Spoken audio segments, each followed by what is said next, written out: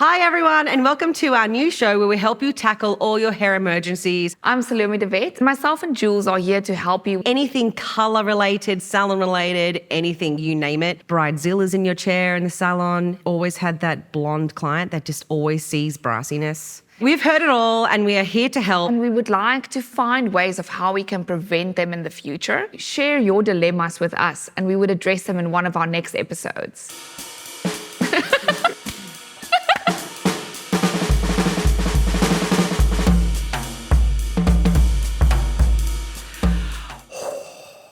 This is spicy. It's a spicy. Yeah. I get more and more complaints about the price difference for men versus women. Should pricing be gender neutral in your opinion? Okay, I'm about to wake up and get woke. Okay, so I know a lot of salons that cater to men and women or gender neutral people, you know, non-binary, blah, blah, blah. And they do not charge any difference. Mm-hmm. There's also still a lot of salons that are literally men and women, and they are two different prices. I sit on the fence because I'm a Gemini. I think that you should be charging for your time. If a men's haircut takes the same amount of time as my short female haircut, I think, yes, it should be charged accordingly. For sure. I don't have a huge say on this because I don't have a typical male clientele. For sure. My male clientele have long hair. And bleached and colourful. Bleached and rainbows and mohawks and all of the cool things. I can add to that because I actually have a wide variety of all the birds of paradise, to your corporate male that comes in every 4 weeks, to your creative rainbow clients. I don't have male or female. I have like a clipper cut, I have a short scissor cut, and then I up my price depending on how much blow drying is involved. Yeah. Because I feel like a blow dry is a lot of work. It's a hard topic, I think. For sure. You know? What do you think? I'd love to know what you guys think. More of my clients want to grow out their grey hair, but the transition can be tricky and long. How can I help them? So there is a big trend now of going back to natural. If you have a clientele that has, I call them silver highlights, not grey. I've taken a few clients over the years to a grey or the silver or natural, and it's taken a couple of goes. Yeah, but it depends on how much colour, existing colour, unnatural colour is in your hair.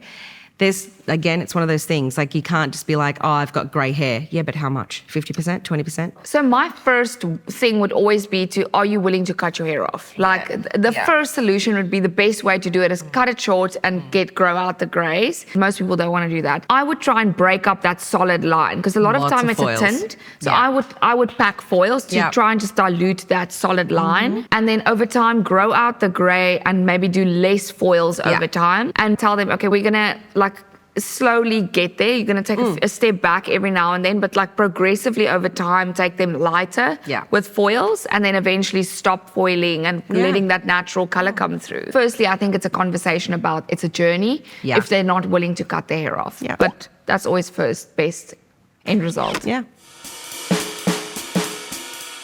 Okay. Let's go. I was at my grandmother's 90th birthday celebration and my cousin and aunt expected me to give them a full salon service right there and then.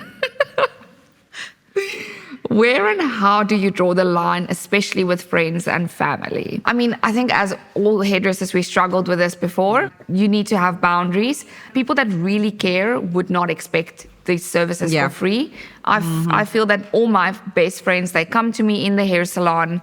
I still give them a reduced rate because I've been doing their hair for 20 years. You can just be very honest and not in a rude way, but just in a firm way of saying, sorry, but I'm in a social environment and I also need to get away from my job. I think the people that want to push your boundaries and break the boundaries are the ones that really don't care. Yeah. If they have a problem with your boundaries, then they're the ones trying to break them.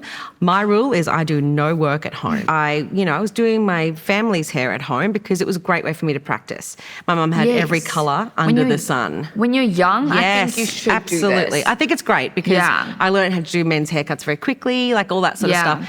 But I have a blanket rule, and this includes social media at home. At the end of my day, I will do my reels, any type of content that I need to do in the salon.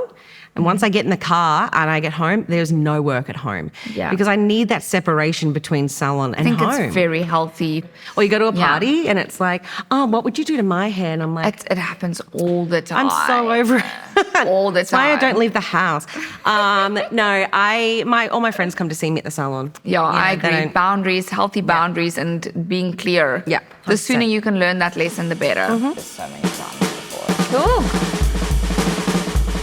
So that's all from us today. And now we would actually like to hear from you. We would love to hear about your hair emergencies, all of them. Please leave it in the comments below. And stay tuned for our next episode.